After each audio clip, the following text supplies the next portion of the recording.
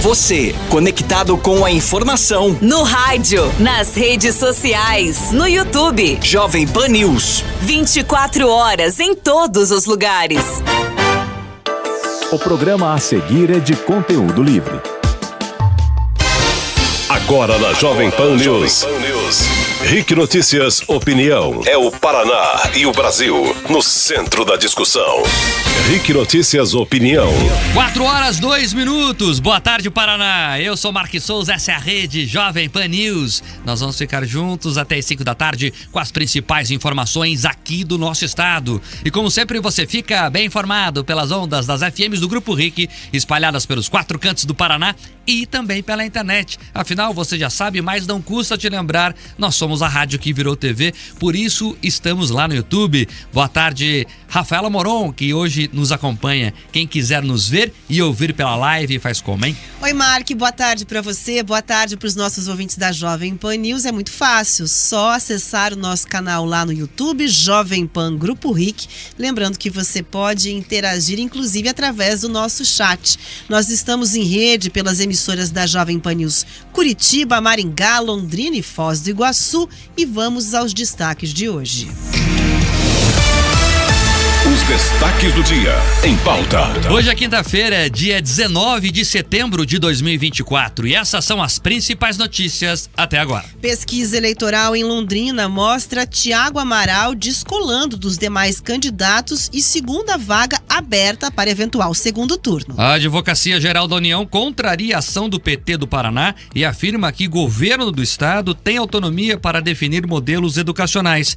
Jorge Messias defende ainda que o projeto parceiro da escola é constitucional e se trata de uma consulta à população. Governadores se reúnem em Brasília para discutir queimadas e Palácio Iguaçu afirma que Ratinho Júnior não foi convidado. E os novos advogados da plataforma X no Brasil afirmam que a rede social vai cumprir determinações judiciais de bloquear perfis e seguir a legislação brasileira. Tudo isso e muito mais a partir de agora. Vem junto, chegamos. É análise, é bastidor, é a verdade. RIC Notícias Opinião, na Jovem Pan News. A Advocacia Geral da União se manifestou de forma favorável ao projeto Parceiro da Escola. No entendimento de Jorge Messias, o programa tem caráter apenas de consulta e os estados têm sim prerrogativa para definir os modelos educacionais. A produção aqui do RIC Notícias Opinião teve acesso à íntegra do parecer. Além disso, a AGU diz que, como é uma consulta, não tem como o governo estadual estipular valores de despesas e pediu o não reconhecimento da ação do PT, que solicita a derrubada da lei que foi aprovada pelos deputados estaduais e sancionada pelo governador do Paraná. Segundo Jorge Messias, o programa Parceiro da Escola é apenas uma abertura para análise e caberá à comunidade escolar entender se o modelo é válido ou não e cada escola, cada instituição vai analisar de forma individual se quer ou não aderir ao programa.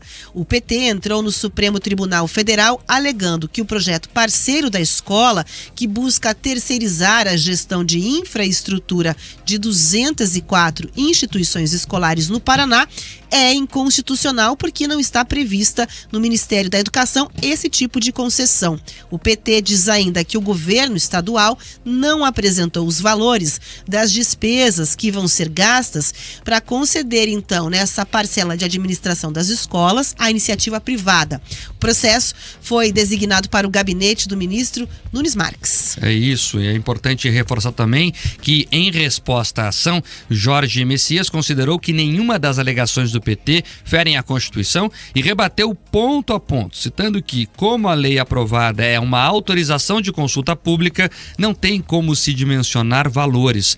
O advogado-geral da União reforçou o caráter individual do Estado para a definição dos modelos educacionais e da gestão da educação, sem prejuízo à grade comum curricular, que é definida pelo MEC. Com base nesses entendimentos, Jorge Messias pede para que a ação não tenha prosseguimento e que a autorização para o governo avançar nas consultas públicas seja mantida. Após o parecer do AGU ser enviado para Nunes Marques, o ministro relator remeteu o caso para análise do Procurador-Geral da República, Paulo Gonet. Assim que Gonet apresentar o entendimento dele. Nunes Marques poderá decidir de forma monocrática enviar o caso para a segunda turma, para uma decisão colegiada ou até para o plenário da Corte. A produção do RIC Notícias Opinião procurou o deputado estadual Arilson Chiorato, que é presidente do PT aqui no Paraná, e também o governo estadual, para comentar aí o parecer de Jorge Messias, mas até agora não houve retorno. Vamos lá, então primeiro que parece que o Jorge Messias ouviu aqui a Jovem Pan News Paraná. É exatamente o que nós falamos aqui. Esse Messias, só para quem não tá ligando o nome à pessoa, é o Bessias. Lembra aquele da Dilma? No áudio pro Lula? É esse mesmo. Então, imagine, né, como ele é íntimo da cúpula do PT. E me parece que o PT do Paraná perde mais uma.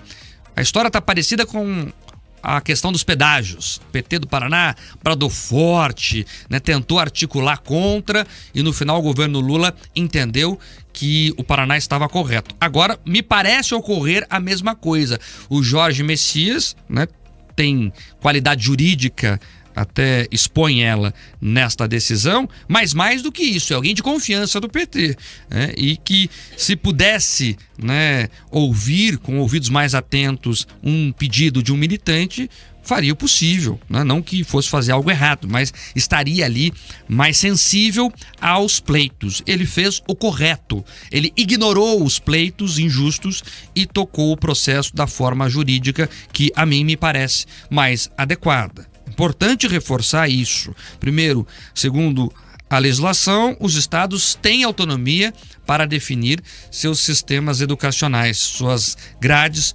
curriculares educacionais públicas. Ponto 2. É uma consulta. O que os deputados permitiram é que as comunidades escolham o que querem para suas escolas. Ponto. São os pais, são os próprios estudantes, dependendo do caso, são os pais e funcionários e professores que vão decidir o que querem para a sua comunidade. Nada mais justo que isso. E o ponto 3, ninguém é obrigado a nada. Se por um acaso o pai achar muito ruim ter uma gestão privada naquela escola, ele pode bater na escola do lado que talvez não terá, porque não serão todas as escolas que adotarão esse modelo. É muito parecido com a questão das escolas cívico-militares. Esse projeto, né, a índole dele, o íntimo dele, o mérito dele, defende que os professores ficarão liberados para dar aulas, para cuidar da questão pedagógica, ponto. E a burocracia será tocada por parceiro privado. É isso que diz o projeto, não tem nada a ver com privatização da educação. Os professores seguem da rede pública, contratados pelo Estado. Aliás, temos que cobrar do Estado, inclusive, já que vai se livrar desta questão burocrática, que dedique mais atenção à formação continuada dos professores, que melhore salários dos educadores e assim por diante. É isso que diz o projeto e reforço, nada mais democrático do que perguntar para as comunidades o que elas querem fazer. É isso que o projeto aprovado, na verdade a lei, né? Já é lei aprovada pela Assembleia e sancionada pelo governador, diz, e que bom, né, que a AGU também teve esse entendimento. Vale dizer que o projeto, inclusive aprovado, tem uma série de critérios, não é qualquer empresa que poderia participar, tem lá exigência de anos de experiência, capacidade técnica, né? O questionamento do PT seria em relação basicamente à questão dos gastos, mas é óbvio que como o projeto das escolas cívico-militares, a oposição não gostou nada, então mais uma vez é um assunto que foi aprovado pela Assembleia Legislativa aqui no Paraná, que vai parar com discussão lá no Judiciário, porque quem perdeu, Marco, não gostou muito aí do resultado, tem uma série de questionamentos e a ideia ainda nem saiu do papel para fazer essa consulta, né? Mas assim segue e acredito que não deva ser o último também, que vai parar lá em Brasília com uma discussão que se travou aqui no estado. É isso. E é outra coisa, né, Moron? Você falou um ponto importantíssimo. O jogo democrático é feito de vitórias e derrotas. Veja, o conjunto da Assembleia deliberou, o governador sancionou. Eu não gosto da formação da Assembleia. Tá bom, tem eleição daqui um pouco, tente eleger mais deputados do seu partido. Eu não gosto do governador. Tá bom, próxima eleição, troca. Tente eleger alguém que coadune com suas ideias. Agora, é meio tapetão. Sabe que a gente brinca no futebol? É meio Fluminense. Ganha no campo, faz o debate. o governo tem maioria. Faz o debate. Ou nas escolas, então, vá lá nas escolas. Isso, Leve seu ponto que de vista. tem esse segundo momento tem agora. A consulta, exato. Até porque é o seguinte, Rafa, vamos lembrar aqui que deputados da base do governo votaram contra o governo nesse caso. Então houve virada de votos dentro da Assembleia. O debate existiu. Então é isso. Agora é o próximo passo. Que bom que a AGU tem esse entendimento que não temos que interferir judicialmente nisso. E as comunidades que façam o debate. Eu acho que a PP Sindicato tem que estar ali preparada para conversa nas escolas agora, né? E o debate que aconteça, enfim, dentro das regras do jogo, obviamente. É muito boa a decisão do AGU, temos que parabenizar, viu, Rafael Amoron? Os governos, quando eles acertam, assim que como quando eles erram, a gente critica duramente aqui. Agora, 4h13. Vamos seguir em frente com a nossa pauta, falar de eleições. Jovem Pan News, eleições 2024. Olha, uma nova pesquisa aponta Thiago Amaral, do PSD, liderando a disputa pela Prefeitura de Londrina e 4 candidatos empatados na segunda posição no cenário estimulado. O levantamento foi realizado pela Agile Pesquisas e Marketing a pedido da RIC TV Record de Londrina. Os números apontam que Thiago Amaral vem abrindo uma margem considerável diante dos concorrentes. Os dados também mostram uma disputa intensa pelo segundo lugar nas intenções de voto entre Barbosa Neto, Maria Tereza, Tercílio Turini, Coronel Vila e Diego Garcia. Vamos aos números. Na pesquisa espontânea, quando não são apresentados os nomes dos candidatos aos entrevistados, Thiago Amaral, do PSD, tem 22,4% das intenções de voto.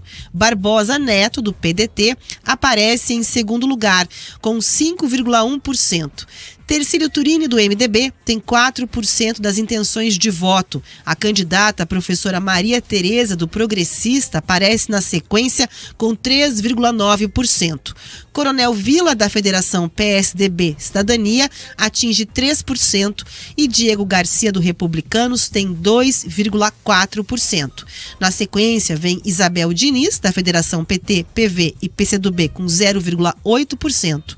O atual prefeito de Londrina, Marcelo Bellinati, do Progressistas, também é citado por 0,8% dos entrevistados, mas vale lembrar que ele não pode se reeleger porque já está no segundo mandato consecutivo. Ainda na pesquisa espontânea, o índice daqueles que não souberam ou não responderam somou 57,8% dos entrevistados. É isso. É importante dizer também que no cenário estimulado, quando a lista de candidatos é apresentada aos entrevistados, Thiago Amaral, do PSD, também lidera, chegando a 39,30% das intenções de voto. Barbosa Neto, do PDT, vem em segundo lugar e tem 12,9%. Professora Maria Tereza, do Progressistas, tem 11% e Tercílio Turini, do MDB, tem 9,3%. Na sequência vem Coronel Vila, do PSDB, que aparece com 7%, e Diego Garcia, do Republicanos, que somou 4,8%. Como a margem de erro é de 3,5 pontos percentuais, os candidatos Barbosa Neto, professora Maria Tereza, Tercílio Turini e Coronel Vila, além de Diego Garcia, aparecem empatados, ou seja, qualquer um deles pode ir ao segundo turno. Ainda na pesquisa, a candidata Isabel Diniz, da Federação PT, PV e PCdoB, obteve 2,5% das intenções. Brancos e nulos somam 7,5% e não souberam ou não responderam 5,9%. Então a pesquisa mostra o segundo turno se consolidando em Londrina. Mas ela mostra também, eu sempre gosto de fazer esse recorte, da tendência. E a tendência é o Thiago Amaral se consolidando na liderança e em ascendência. Isso quer dizer que poderemos ter uma eleição resolvida no primeiro turno? Não necessariamente, mas é possível fazer essa avaliação a partir do crescimento dele. Por quê? O que os especialistas dizem é que na última semana, quando um candidato tem mais de 44 pontos, pode haver uma virada, né, uma onda de virada para já resolver no primeiro turno. Então, como o crescimento dele tem se mantido constante, pode ser que teremos isso ali na frente. Mas, por hora, podemos dizer que teremos segundo turno E ele está bem embolado e indefinido. E me surpreendeu, Moron, a resiliência de Barbosa Neto, que está ali na segunda posição, ele que já é um velho conhecido dos londrinenses, mas está firme e forte ali mesmo, com questionamentos judiciais sobre a candidatura dele, o que mostra uma força muito grande, principalmente nas camadas mais populares, quando você pega o extrato da pesquisa e faz a análise ponto a ponto. Então, por enquanto, a eleição está aberta para um segundo turno lá em Londrina e não dá para arriscar, nesse caso, quem irá com o Thiago Amaral, Moron. O Barbosa Neto, ali, Tercílio Turini, Coronel Vila e a própria Maria Tereza aparecem ali praticamente empatados, né, bem embolados. O Thiago Amaral teve, sim, esse crescimento muito expressivo em relação, por exemplo, ao que vinham apontando as campanhas anteriores, e isso apareceu também nos resultados de outras cidades aqui do Paraná, que teve como explicação muito da entrada da campanha eleitoral no rádio e na TV, né, Marca? A campanha na rua, de fato, acabou despertando ali o interesse e a percepção, sem falar nos quilates de apoios políticos que também ficam mais claros para o eleitor e que podem ter tido ali uma definição muito maior, faltando aí poucos dias, né, 2 semanas aí para as eleições. Bom, a pesquisa também questionou em quem os entrevistados não votariam de jeito nenhum. Barbosa Neto, do PDT, lidera o índice de rejeição com 32,4%. Na sequência, Isabel Diniz, da Federação PT, PV e PCdoB, tem 16,4%. Thiago Amaral, que é o líder disparado de acordo com esse recorte do PSD, aparece com 9,5% de rejeição. E a professora Maria Tereza, do Progressistas, que inclusive é a candidata, a gente mencionou aqui, né, o prefeito Marcelo Bellinati, é a candidata apoiada por ele, tem 6,9% de rejeição. Coronel Vila, da Federação PSDB Cidadania, 4,6%. Tercílio Turini, do MDB, 2,3%. E Diego Garcia, do Republicanos, 1,4% de rejeição. Os entrevistados que não rejeitam nenhum dos candidatos somam 16,1% e não souberam ou não responderam atinge 10,5%. As entrevistas foram realizadas presencialmente dos dias 12 a 15 de setembro, com 800 eleitores que têm mais de 16 anos, nível de confiança de 95% e margem de erro máxima estimada é de 3,5 pontos percentuais para mais ou menos. A pesquisa está registrada no Tribunal Superior Eleitoral sob o número PR 05731/2024.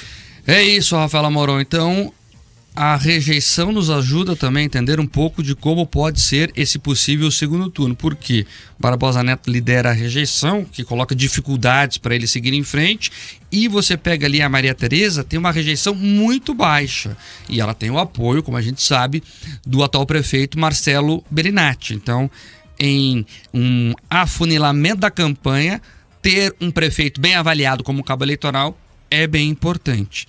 Como eu disse, o cenário está aberto nessa situação da disputa de quem vai para um possível segundo turno, mas a rejeição nos ajuda a ter uma noção. Nesse caso em específico, de acordo com os números, a Maria Tereza é a favorita para ir ao segundo turno. Mas, claro, eleição é eleição, pesquisa traz ali o retrato e a tendência, e é sobre isso que nós estamos falando nesse momento. Agora, 4h20. Vamos em frente aqui com a nossa pauta, ainda falando de eleições, falando de um caso curioso. Aquela história do candidato que deu vassouradas em outra pessoa no litoral do Paraná teve finalmente um desfecho. Ele desistiu de concorrer, Moron.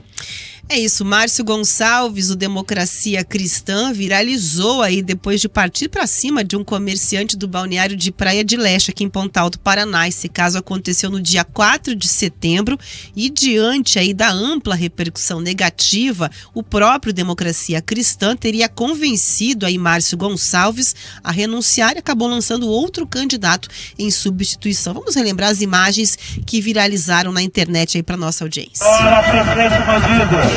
Ladrão de jareta! Bora, Rodeio! Bora, Rodeio! Bora, Rodeio! Bora, Rudão, pior prefeito de Pontal do Paraná! Ladrão de carteirinha! Bora, Rodeio! Prefeito sujo! Rodeio! Demitiu zero na saúde! O IPTU mais caro do mundo! O IPTU mais caro do mundo!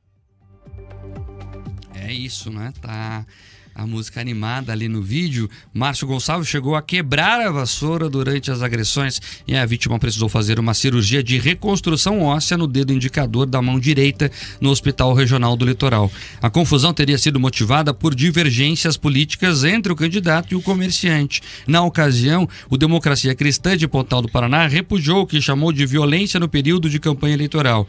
E uma semana após as imagens viralizarem, Márcio Gonçalves renunciou oficialmente, mesmo após a Justiça Eleitoral ter deferido a candidatura. Na carta de renúncia, Márcio Gonçalves declarou estar devidamente orientado e ciente das consequências jurídicas, inclusive a de que deve prestar contas à Justiça Eleitoral dos atos de campanha feitos até aqui. No lugar de Márcio Gonçalves, o Democracia Cristã indicou como novo candidato a prefeito o nome de Marcelino Cobata, que é presidente do Diretório Municipal.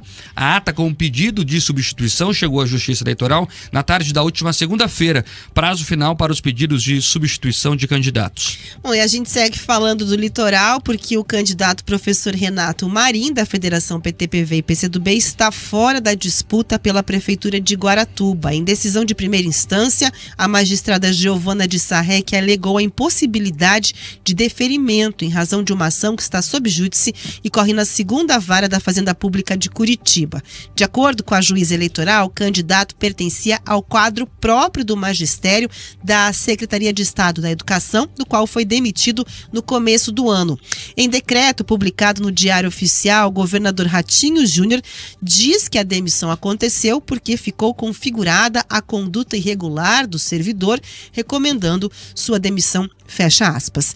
E em acórdão do Tribunal Regional Eleitoral do Paraná, houve o entendimento de que ser demitido do serviço público é causa para a pessoa ficar inelegível e, por isso, o desembargador relator Anderson Ricardo Fogaça não acatou o recurso da candidatura de Renato Marim e decidiu pela inaptidão. Com isso, a cidade de Guaratuba se concentra agora nas candidaturas de Fernanda Monteiro, do PSD, Maurício Lenz, do Podemos, e também Almir Capelão, do PMB, que entrou na disputa após outro candidato do partido também ser considerado inapto pela Justiça Eleitoral. O terceiro caso que trazemos é do vereador de Apucarana, Mauro Bertoli, do Democracia Cristã, que foi condenado a 5 anos e 2 meses de prisão em regime semiaberto por ter armazenado e compartilhado imagens com conteúdo pornográfico envolvendo menores de 18 anos. A sentença é resultado de uma ação movida pelo Ministério Público do Paraná.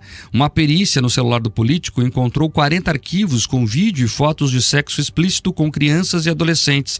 Os crimes, segundo o MP, foram cometidos entre julho de 2018 e novembro de 2020. Os peritos confirmaram que o vereador, por 3 vezes, compartilhou o material.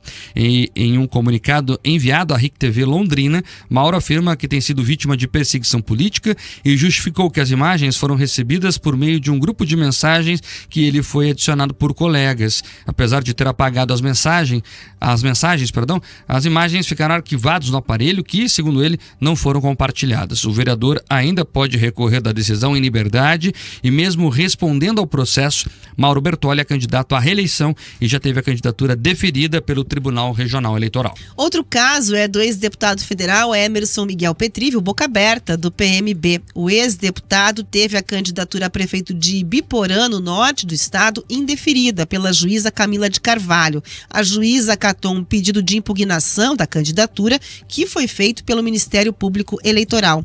Na decisão, ela levou em consideração a perda de mandato do vereador em 2017 em Londrina e também uma condenação criminal por usar documento falso e o não pagamento de uma multa eleitoral.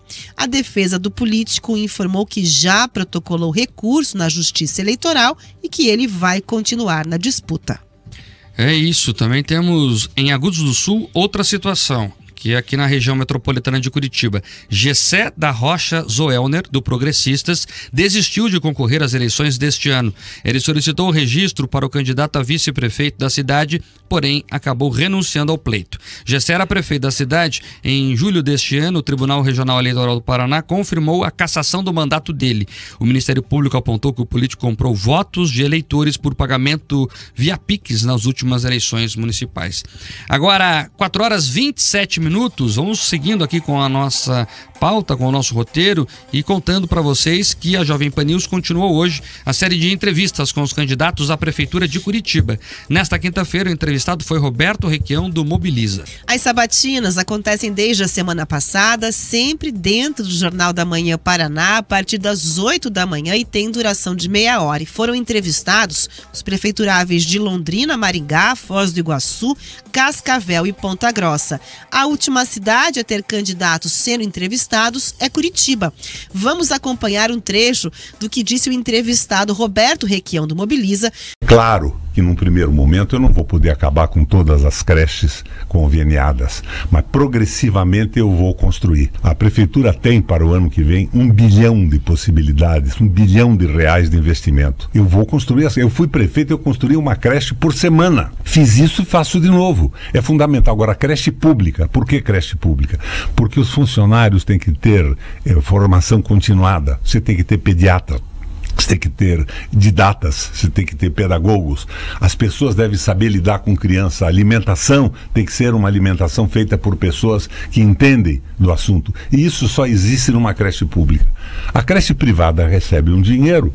O cara quer ganhar dinheiro, não quer cuidar de criança. Então ele vai gastar o menos possível, pagar o menos possível para os funcionários e nós teremos um tratamento para as nossas crianças indesejado. Eu acabo com isso. Progressivamente eu resolvo. Eu já resolvi, por que não resolvo de novo? É isso, eu lembro a vocês que a última sabatina aqui em Curitiba ocorre amanhã. O entrevistado será Samuel de Matos, do PSTU. Agora, 4 horas 29 minutos, e o governador Ratinho Júnior, do PSD, afirmou que política não é um ringue de boxe e defendeu que adversários nas urnas têm um bom relacionamento fora da disputa eleitoral. Ratinho se manifestou após ser questionado pela imprensa durante um evento realizado no Palácio Iguaçu. O chefe do Palácio Iguaçu classificou os episódios de violência entre candidatos às eleições desse ano como lamentáveis e que não é o tipo de comportamento que se espera de pessoas que querem se tornar representantes da população.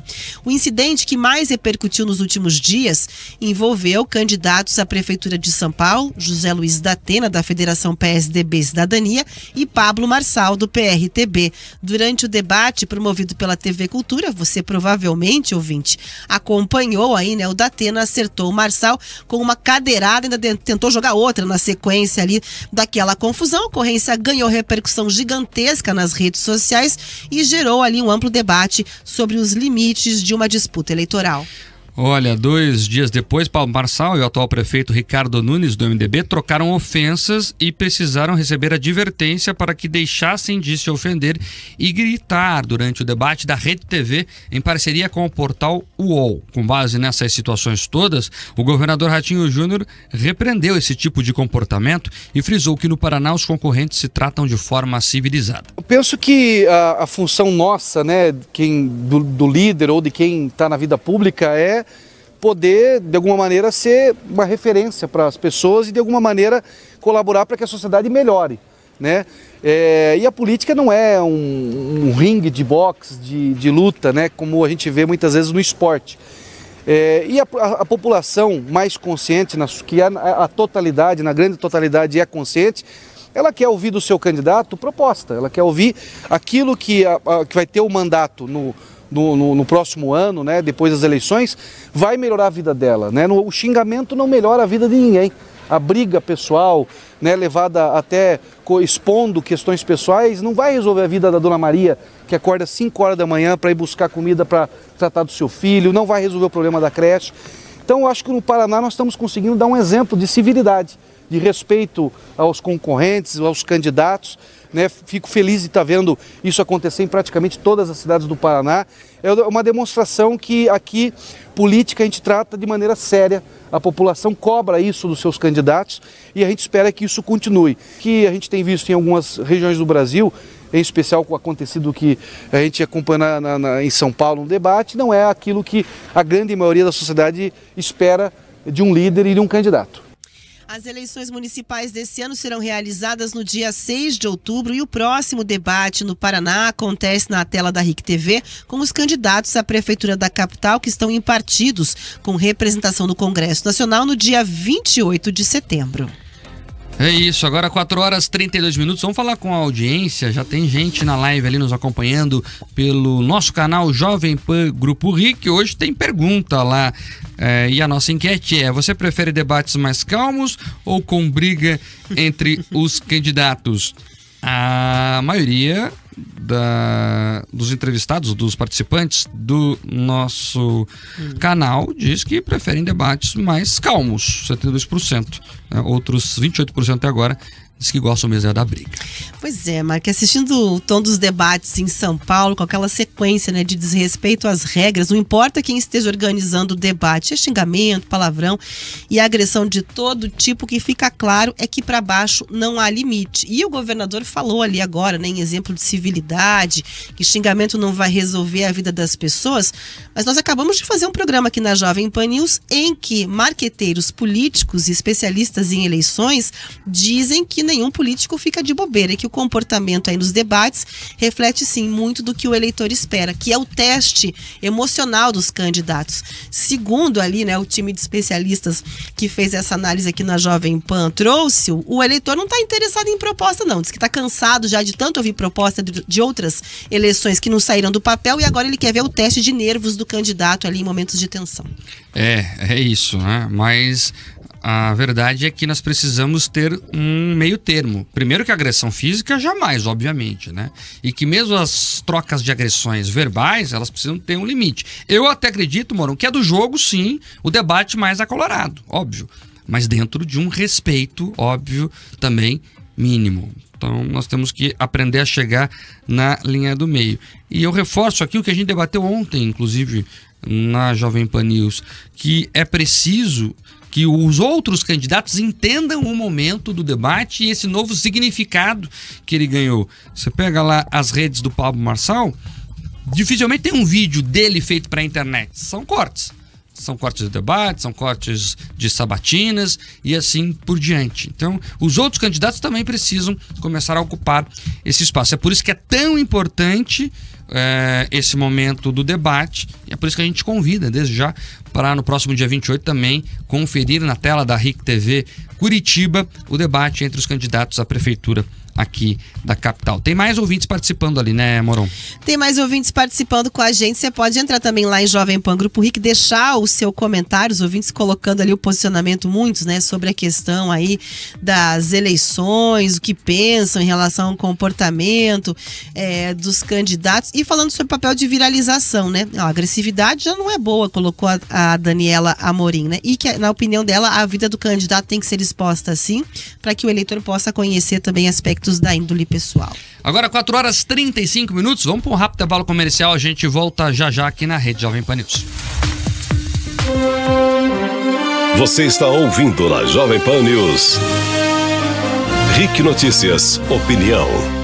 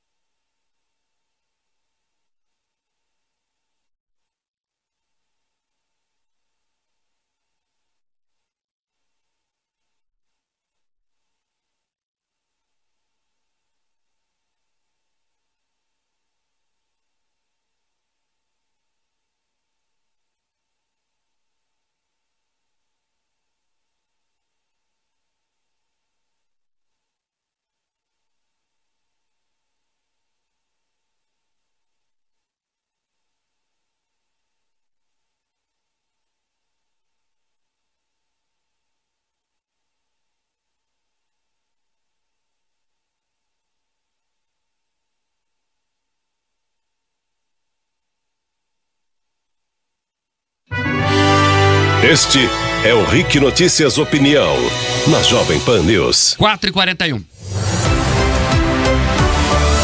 O RIC Notícias Opinião está de volta, a hora de falar do mercado financeiro. Moro?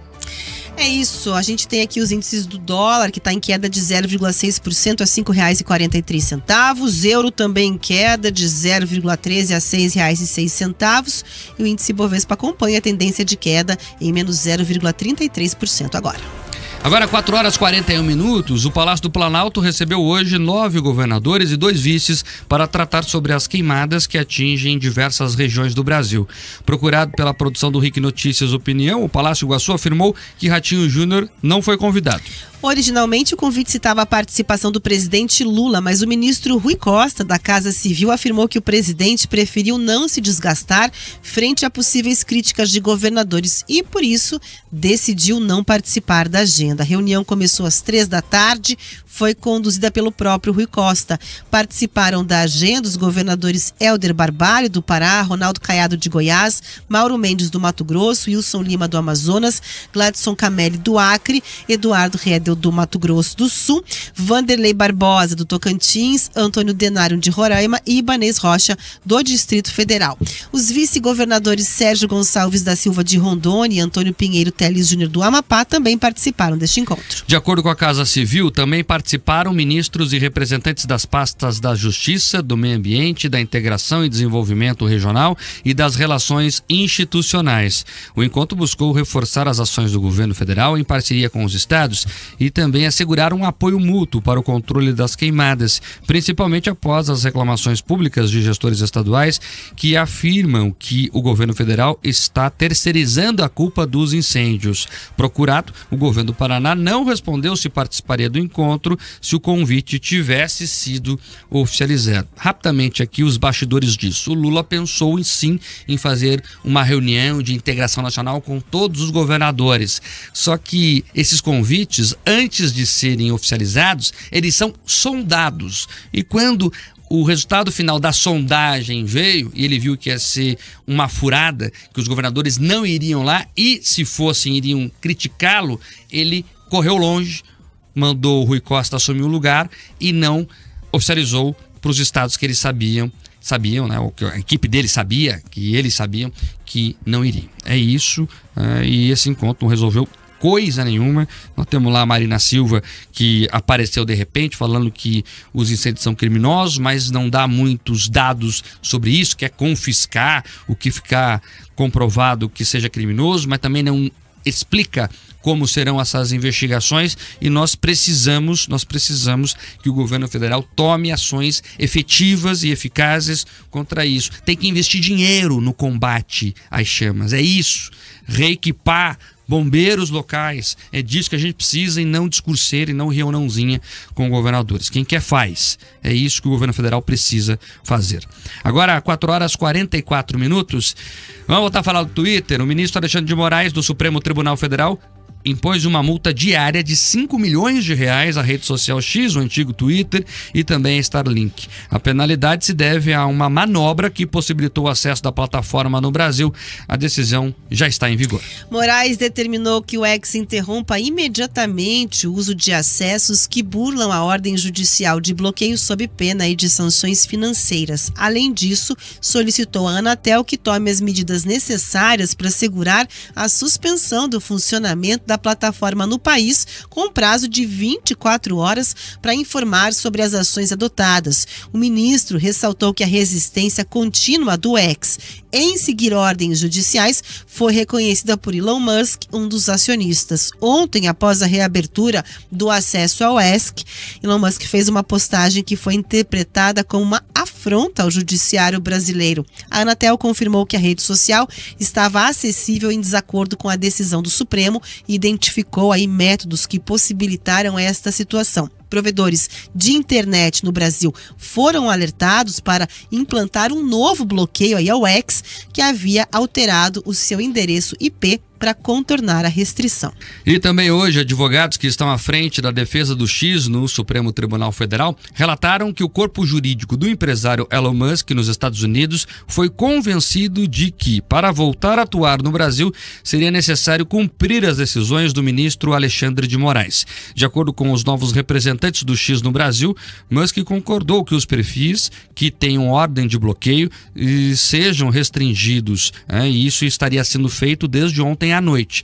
Entre os nomes que devem ter seus perfis bloqueados estão o youtuber Alan dos Santos, o influenciador Monark e o blogueiro Oswaldo Eustáquio. Em outro gesto à justiça, o X peticionou ao STF dizendo que o retorno inesperado da rede no país aconteceu devido a uma falha técnica e não foi feito de forma dolosa. A nova estratégia jurídica ocorreu após uma reviravolta na equipe que faz a defesa do X no Brasil. O escritório Pinheiro Neto, um dos maiores do Brasil e que defendia a empresa no país, havia deixado o caso na semana passada. A causa foi encaminhada a uma nova advogada e depois retornou novamente ao escritório Pinheiro Neto, que agora busca uma aproximação da empresa de Elon Musk com o judiciário brasileiro. Então vamos lá. O que o Musk está fazendo? O X estava bloqueado, ele latiu forte, fez a denúncia ao mundo todo, mas lá no privado aceitou negociar com o Alexandre de Moraes, com o judiciário brasileiro, e já falou que vai começar a cumprir as regras impostas por Alexandre de Moraes. Então, na manchete que a gente tinha até então, Elon Musk dobra Alexandre de Moraes. No sigilo, o Elon Musk está negociando para voltar com o X de forma definitiva.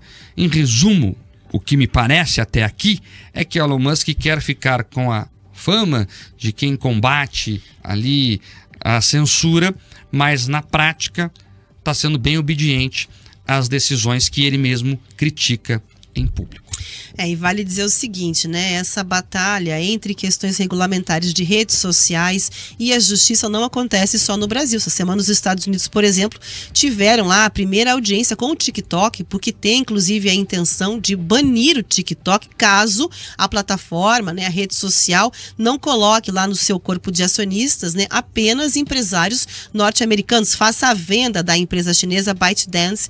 Então, o TikTok tem como alegação judicial a questão de liberdade de expressão, garantida pela primeira emenda da Constituição dos Estados Unidos, e o governo norte-americano alega a proteção à segurança nacional. Por lá tiveram audiência, não teve definição, é mais uma rede social que segue com a sua sobrevivência também certa num país ao se envolver aí em questões com o judiciário e com o governo. E a Casa Branca se pronunciou oficialmente sobre o que acontece aqui no Brasil, aliás, respondendo inclusive a uma repórter da TV Globo lá em Washington. A Casa Branca diz que não concorda com censura e que não concorda com a suspensão de redes sociais. Então o que a gente vai vendo é que está sendo orquestrada ali uma forma para resolver a situação e principalmente acalmar ânimos de um lado e de outro. Vamos ver como é que essa história vai terminar daqui a algumas semanas. Agora, 4 horas e 49 minutos, e falando nos Estados Unidos, uma pesquisa feita pelo Instituto aqui do Paraná, o famoso Paraná Pesquisas, também trouxe números da corrida presidencial americana. Essa é a primeira iniciativa do Instituto Brasileiro nos Estados Unidos e mostrou que Kamala Harris, como queiram, lidera contra Trump por 5 pontos percentuais nas eleições presidenciais desse ano. A vice-presidente recebe 49% das intenções de voto, enquanto Donald Trump conta com 44%. Os indecisos totalizam 7%. O levantamento teve ali amplitude de 6 estados considerados cruciais: Arizona, Geórgia, Michigan, Nevada, Pensilvânia e Wisconsin. E foi realizado por meio de entrevistas online com eleitores de 18 anos ou mais, em parceria com a empresa norte-americana Dynata Data Quality. A pesquisa apresenta uma análise detalhada por gênero e faixa etária. Entre os homens, 47% votariam em Kamala Harris e 46,3% em Donald Trump. Outros 6,7% se disseram indecisos. Já entre as mulheres, 50,3% optaram por Kamala Harris, enquanto 42,4% escolheriam o ex-presidente Donald Trump. O número de indecisos entre mulheres soma 7,3%. É isso, então o Instituto Paranaense fazendo pesquisas lá nos Estados Unidos. Parabéns ao Murilo Hidalgo e a equipe dele que rompem mais essa fronteira, nesse caso, literalmente. Agora, 4h51, vamos falar com a nossa audiência, Rafaela Mourão. O pessoal tá ali no nosso canal no YouTube, o Jovem Pan Grupo RIC, trazendo ali as opiniões ao longo do jornal.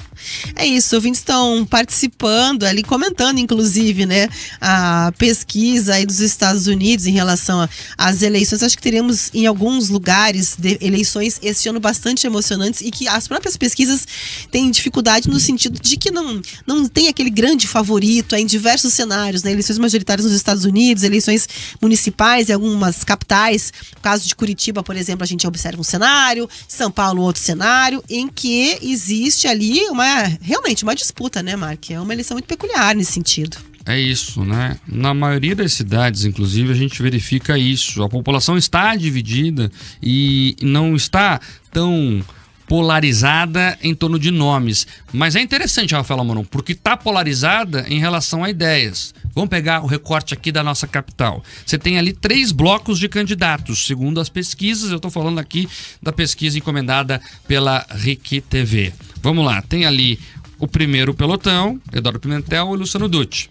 Campo azul e campo vermelho, esquerda e direita, segundo os próprios candidatos se definem. Aí você tem o segundo pelotão, você tem ali o Nele Prevot, você tem ali também a Cristina Grêmio e você tem ali o Roberto Requião. Também, Requião de esquerda, Nele Prevot e Grêmio mais à direita. Então você tem ali essa polarização. E no terceiro pelotão, você tem ali também essa divisão um pouco menos palpável, mas vamos lá. O Luizão, que já foi do PT, é um homem mais de esquerda, pelo histórico que tem, pelos partidos que frequentou, e a Maria Vitória, né, como outra candidata ali, que pertence mais à centro-direita. Ela mesma se definiu recentemente em entrevista aqui à Jovem Pan News desta forma. Então, dentro desses bolsões, Rafaela Mourão, que você colocou de forma muito clara, também tem essa polarização de ideias e não de nomes. E isso é bom. Isso é bom, porque o debate tem que ser justamente sobre ideias e não necessariamente sobre nomes. É isso que a gente precisa avançar. A gente vai dando passos lentos, mas vai andando adiante. O que a gente precisa resolver agora é essa violência lá em São Paulo. Aqui em Curitiba a gente não tem verificado isso e nem no Paraná, Rafaela Mourão. Não me parece que nas eleições, nesse processo eleitoral, a gente tem algum caso extremo de violência.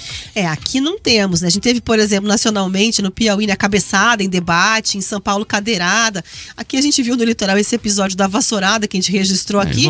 Isolado, exatamente. Mas tem muito a ver também com o perfil do eleitorado que o eleitorado procura, né, Mark? Político não dá bobeira, né? Não vai ficar ali fazendo um discurso para ninguém. Então, obviamente, vai querer ocupar um espaço que converse com o seu eleitorado. Se sentir que o termômetro mais quente vai conversar, vai seguir por esse caminho. Acredito que não é o caso do que o eleitorado paranaense vem se propondo até agora, né, com adesão. Olha só, Rafaela Mourão, eu ia combinar fora do ar, não vou combinar aqui no ar agora. Imagina, vamos lá, eu queria saber se você tem fácil aí, o que teremos logo mais na tela do RIC Notícias Noite na TV, já fazendo esquenta aqui para Camila Andrade, que chega na tela da RIC TV às 7h20 da noite. Eu tenho sim, é o seguinte, né, hoje começou aqui no Tribunal Regional Eleitoral aquela preparação que a gente mencionou, que já aconteceu com a Justiça Eleitoral em Brasília, com o TSE, em relação às urnas eletrônicas. Então a Justiça preparando as urnas para as eleições municipais aqui em Curitiba a partir de hoje, né? Tem aquele processo de inserção do número da sessão eleitoral, lista de eleitores, lista de candidatos e depois ali até o pendrive preparado, aquele que vai transferir o resultado final ali da sessão eleitoral ao fim da votação. Então a gente acompanhou esse processo lá com o RIC Notícias Noite e vamos trazer as informações também por lá. Rafaela, chegou agora aqui da nossa redação, como nós fomos a primeira emissora a divulgar a questão lá do parecer da Advocacia Geral da União sobre o projeto parceiro da escola. A coisa está sendo apurada meio que ao vivo aqui. Então o governo do estado acabou de divulgar nota dizendo que o estado entende que o projeto é legal, constitucional e vai melhorar a educação pública, e claro, a nota comemora a decisão, né, que foi a favor do governo, inclusive. E o PT também respondeu, o PT do Paraná, criticando a decisão. Eu tocar a nota aqui, entendemos que a Advocacia Geral da União analisou a questão de forma superficial, o que prejudica o Sistema Nacional da Educação, pois a lei de privatização das escolas interfere e vai contra a Lei de Diretrizes da Educação Nacional, a LDB. Fez uma análise estritamente legalista, sem compreender a defesa da educação pública, que está na Constituição e na LDB. A nota continua ali criticando a decisão. O esperado, né, Rafael Moron? O governo comemorou e o PT do Paraná, que perdeu essa queda de braço, né, criticando a nota, e pelo que eu entendi vai seguir na judicialização desse tema. A gente traz mais detalhes ao longo das próximas edições. Amanhã, bem cedinho, 7h10 da manhã, tem Jornal da Manhã Paraná. Nós vamos trazer os detalhes sobre uma decisão do Supremo Tribunal Federal que derrubou uma liminar que suspendia o leilão da segunda parceria público-privada da Sanepar. E o certame agora poderá ser feito nesta sexta-feira já na Bolsa de Valores de São Paulo. Informação importantíssima para você amanhã, 7h10 da manhã. Moron, obrigado pela parceria e até a próxima. Até a próxima, Marco. Obrigada. Foi um prazer estar aqui no RIC Notícias Opinião hoje. É isso, até a próxima. Nós ficamos por aqui, amanhã temos um encontro marcado, como todos os dias. Até lá. Grupo RIC, jornalismo de resultados. Você ouviu RIC Notícias Opinião, na Jovem Pan News. De segunda a sexta, sempre às 4 da tarde.